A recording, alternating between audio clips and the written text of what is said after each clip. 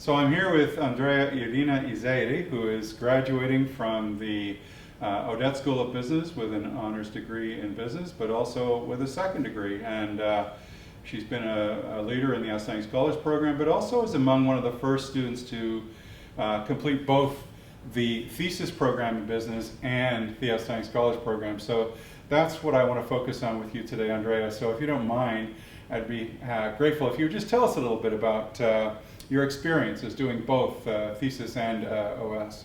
Well, my experience with the thesis program actually began through the Outstanding Scholars Program. It was through that kind of opening that I was able to get the opportunity to do the thesis program, because my supervisor, Dr. Baki, was the one who originally created the thesis program for undergraduates at the Odette School of Business. And once he saw what kind of research I was doing and how interested I was in it, he offered to let me do the thesis program. And honestly, it's been one of the best experiences I've ever had at the University of Windsor. Awesome. So your topic for your thesis, can you tell us a little bit about that and why you chose that topic? So the title of my thesis is Composite Index Creation Using AHP, Efficiency Optimization for the Healthcare Industry. And essentially why I chose it was because I noticed that there was a gap in the healthcare industry regarding how efficient they were with their patients. And when I started doing research with Dr. Baki, we were discussing optimization and supply chain and that kind of thing.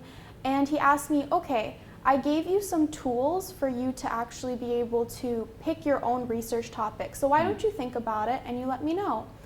Meanwhile, when I was younger, I had been in the healthcare system quite a bit, either because of my knee or my stomach. And unfortunately, I really experienced those inefficiencies going through the whole system. Sure. So you had a personal motivation to get involved in the topic. And Yeah. you mentioned some tools that you might have acquired as part of this process. Yeah. Was that a new set of things that you learned? Yeah, so it was a new set of things that I learned. So they were, so AHP was one of them, the analytical hierarchy process, which is incorporated in my thesis, DEA, data envelopment analysis, which was incorporated in my thesis. So these were like the preliminary tools that we kind of used. And once I had learned those tools, we kind of delved into the journal articles to kind of see how it would apply, how do we adjust this AHP in order to kind of mold to our idea of where we want this research to kind of go. Okay. And do you feel like your experience as an outstanding scholar has dovetailed really well with the thesis program?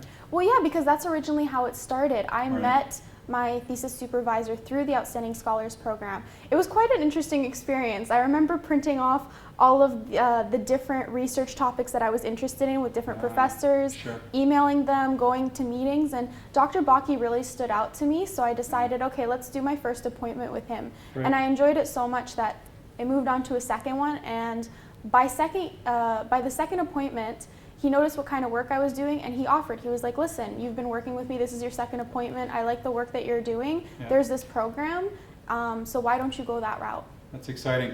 I feel like you've grown a lot over the years that we've known each other. We worked quite closely for a year when you were the president of the Students' Council, so it's been exciting to watch your progress. Do you feel like you're leaving the university prepared to take the next step?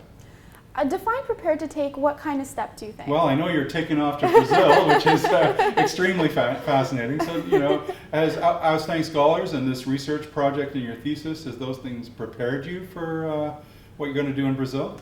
Well, yeah, it actually did.